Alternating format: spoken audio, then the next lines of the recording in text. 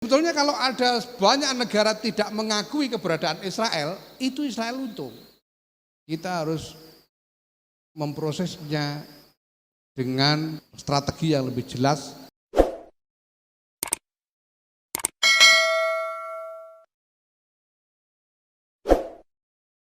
Nah, termasuk Israel Palestina ini adalah sisa-sisa residu dari tatanan lama yang kemudian tidak bisa diintegrasikan, belum bisa diintegrasikan ke dalam tatanan baru.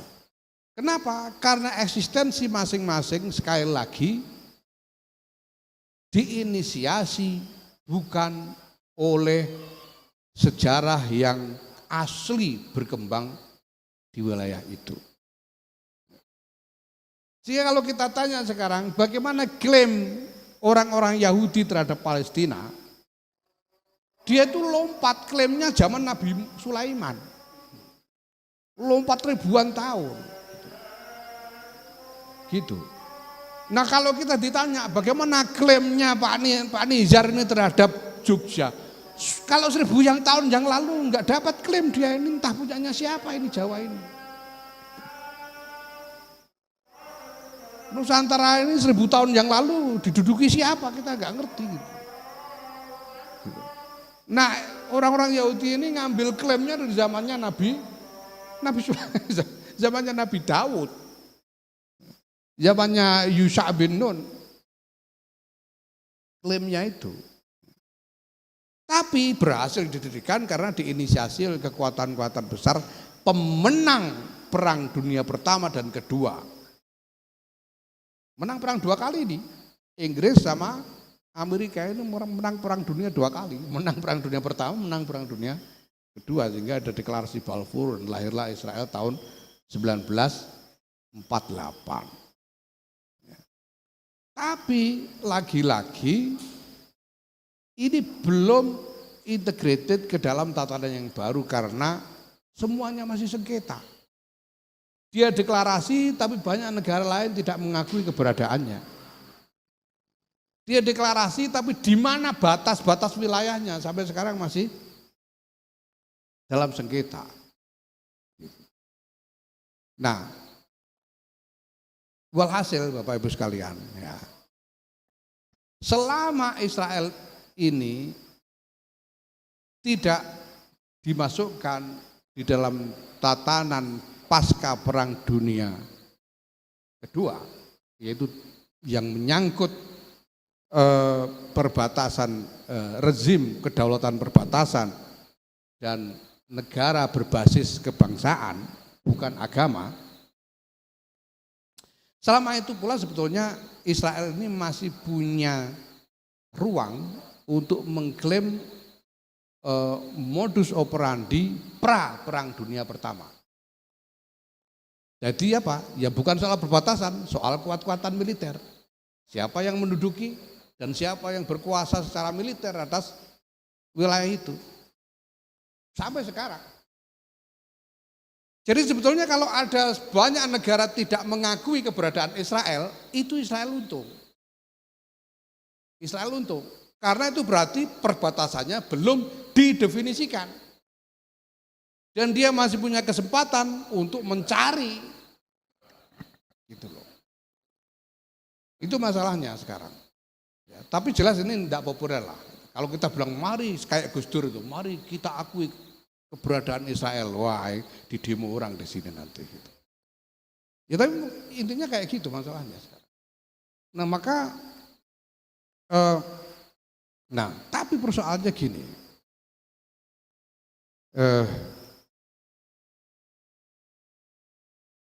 Kita ini berhadapan dengan realitas yang memang apa boleh buat, ya, kita harus memprosesnya dengan strategi yang lebih decisive, strategi yang lebih jelas, yang lebih mengarah kepada jalan keluar. Kalau orang protes, ini sudah berapa tahun, sejak 48 itu, sudah 70 tahun lebih orang protes sampai hari ini. Perang sudah berulang-ulang, ini sudah kayak rutin perang ini. Diplomasi sudah berulang-ulang, teriak-teriak di PBB. Kenapa 70 tahun lebih ini semua tidak mencapai hasil? Karena pertama ada kekuatan yang memang real, tidak bisa diabaikan, yang mendukung keberadaan Israel. Tidak bisa diabaikan. Ya. Nah, kedua, karena akar dari konflik itu begitu dalam sehingga kalau akar masalah ini tidak diselesaikan, apapun solusi politiknya, apapun format politik yang diterapkan tidak akan menjamin adanya perdamaian. Misalnya begini, orang Yahudi memusuhi orang Arab itu dasarnya apa? Kenapa orang Yahudi musuhi orang Arab? Dasarnya apa? Dasarnya agama. Agama. Kalau ada orang Yahudi tidak memusuhi orang Arab, menurut sebagian mazhab Yahudi yang sekarang dominan di Israel, kalau tidak mau memusuhi orang Arab itu maksiat. Gitu. Fasik. Ada orang Yahudi kok tidak musuhi orang Arab itu fasik. Ya enggak? Termasuk Kristen. Oke, sekarang Kristen dulu sekarang. Kristen itu juga, walaupun ada yang mendukung Yahudi, yang evangelis mendukung Yahudi, tapi ada sebagian mazhab Kristen yang mewajibkan untuk memusuhi Yahudi. Kenapa? Karena Yahudi membunuh Tuhannya Kristen, Yesus. Karuan. Kristen. Kenapa orang Islam memusuhi Yahudi? Kenapa? Alasannya apa? Lu sampean itu ketemu orang Yahudi aja belum pernah kok, sekarang musuhi itu loh. Kenal satu orang aja. Kalau saya lumayan banyak kenalan saya Yahudi-Yahudi. Sampean enggak kenal kok ikut musuhi. Dasarnya apa? Dasarnya apa? Agama. Dasarnya agama. Ya enggak? Saya kan merasa kalau saya musuh Yahudi dapat pahala ini. Kan gitu. Kalau enggak musuh Yahudi dosa saya. Iya apa iya?